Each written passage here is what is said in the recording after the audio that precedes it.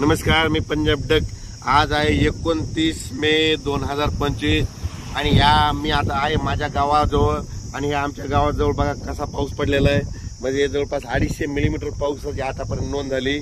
इतका पाऊस म्हणजे पावसाळ्यात दरवर्षी पावसाळ्यात अर्धा पडतो आणि या ठिकाणी पाहू शकता म्हणजे वापसा होणं तर शक्यच नाही।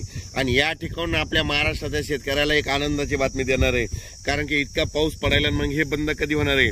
जर राज्यातल्या शेतकऱ्याला सांगू इच्छितो, आज आहे 29 मे 2025, आणखी 30 तारखेपर्यंत राज्यात भाग बदलत पाऊस पडणार आहे। पण सर्वांसाठी आनंदाची बातमी, 31 मे पासून ते 5 जून पर्यंत ज्याचं शेत तयार असेल तुम्ही लागवडी करू शकता, पेरणी करायची करू शकता। त्याच्यानंतर राज्यामध्ये 7 तारखेपासून परत राज्यात पावसाला सुरुवात होणार आहे, म्हणून हे अंदाज लागायचा। 7 जूनला परत वाढणार आहे, 8ला त्याच्यापेक्षा वाढत जाईल, 9, 10, 11 असं वाढत जाणार आहे, म्हणून हे अंदाज लक्षात घ्यायचा।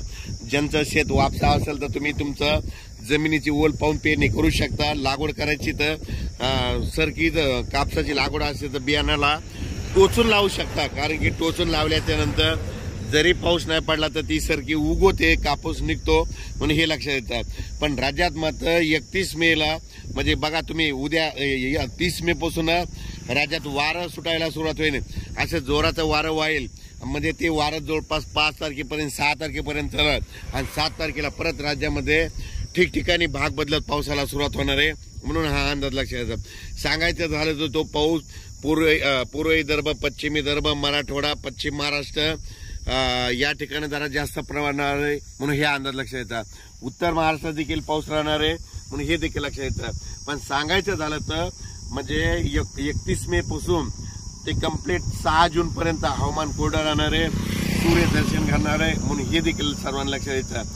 अचानक वातावरण बदल झाला तर लगेच उद्या एक मेसेज दिला जाईल, पण राज्यात मात्र 31 मे पासून ते 6 जून पर्यंत हवामान कोरडं राहणार आहे, म्हणून हा अंदाज लक्षात घ्यायचा।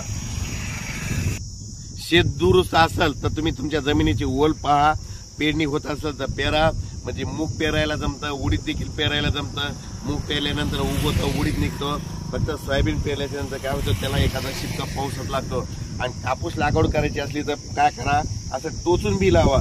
टोचून बी लावल्याच्या नंतर पाऊस जरी नाही पडला तर ते कापूस निघतो, म्हणून हे लक्षात यायचं। अचानक वातावरण बदल झाला तर उद्या लगेच एक मेसेज दिला जाईल। धन्यवाद।